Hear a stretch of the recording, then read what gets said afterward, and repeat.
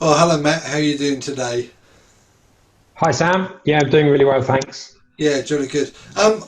It'd be good for the folks to know a little bit about the response of London City Mission to the COVID-19 pandemic. But first of all, when was London City Mission first founded?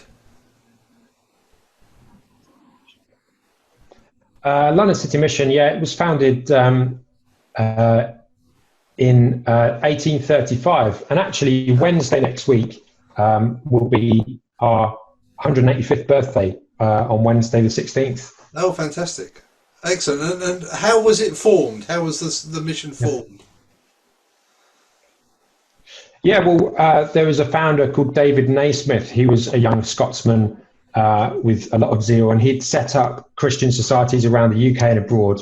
And he had a vision to have dedicated Christian workers. And so, having come to London, he saw the need. And during that time in that century, there was problems in London, like with the cholera epidemic.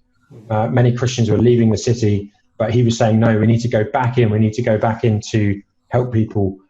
So people came from a wide range of backgrounds, understood the needs of the people that they were helping, from workplaces to pubs, sailors on the docks, soldiers. And there were a few other supporters of the mission. Lord Shaftesbury became an avid supporter, and also Thomas Buxton, who was involved in the abolition of slavery, was the treasurer of London City Mission. Right. Interesting. So I know things change over time, but what is the core sort of mission statement of London City Mission? Um, the purpose that London City Mission exists is to see people come to know the Lord through Jesus, ultimately to come to an understanding of who He is, but also sharing that message among the marginalised in each of our local communities, those that are considered to be the least reached, that are furthest from the church. Okay, all right. So as I said, things change over time, and the ministries that London City Mission has been involved in has changed over the time as well. So pre-COVID, what was the picture with London City Mission? What were some of the projects that the mission was involved in? Yeah, kind of during normal times, or whatever normal really means. Mm. We traditionally have some projects that deal with the homeless community, also some projects that deal with vulnerable women involved in prostitution. Perhaps among London's prison populations, we have people going into prisons, and also I personally work in an area of London focusing on the Muslim community. Yeah, yeah. Okay, and obviously the mission is there to support churches as well, do that job of evangelism in their local settings, isn't it? And I think you provide some training and things for local churches in better engagement in the situations that they're placed.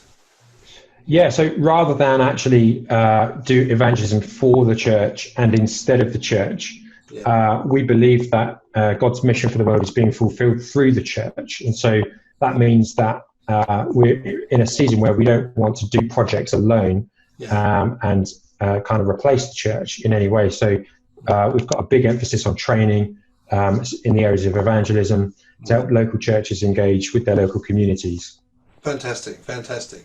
Okay, so right up to the present moment, of course, we're all affected by the global COVID-19 pandemic, and I know that London has been particularly affected. So, would you like to just explain to us a little bit about how that has altered?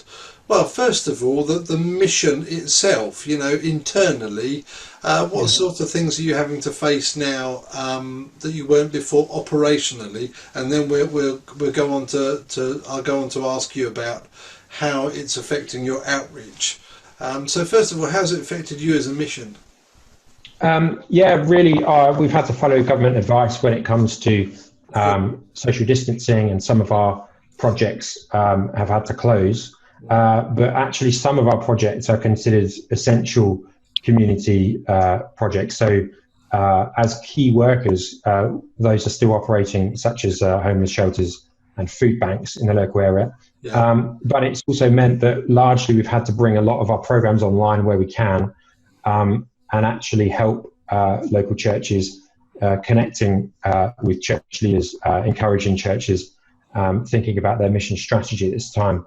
Yeah. So there are many changes, but there's opportunities there as well. Yeah. Yeah, good. So I guess London City Mission makes its work, makes the local churches aware of the work of London City Mission. And I know that in the past you certainly sent people to churches to do deputation sort of work, to explain the work, to promote the work, and sort of see if there are people who are ready to support you in prayer and also finance as well. So I guess at this time that's a sort of an area that has been greatly affected by the current situation. But certainly there are churches, those who have supported you. We know a little bit more about London City Mission, obviously, because you're on board. But it's good for us as church to pray for a mission such as yours, because you're seeking to strengthen the church, particularly in London, obviously. But we're all in it together, aren't we, in terms of mission? So we're very much got a heart to pray for you as a mission as well. Yeah, thank you. Yeah, I think prayer is in itself is a strategy, and it is it's always been at the part of the heartbeat of London City Mission. So I personally gather with church leaders online every few weeks, and we'll be praying, but also getting a collective understanding of how best to respond in this time.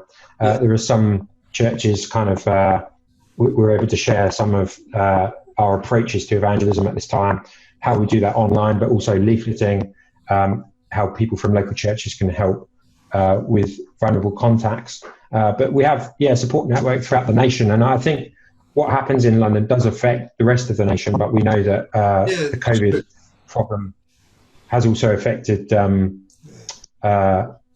what's happened in London, has kind of brought our figures nationally above most other nations when it comes to the effects of coronavirus. So it's definitely a time where we're all learning together, but prayer is very much part of a central aspect of what we're doing.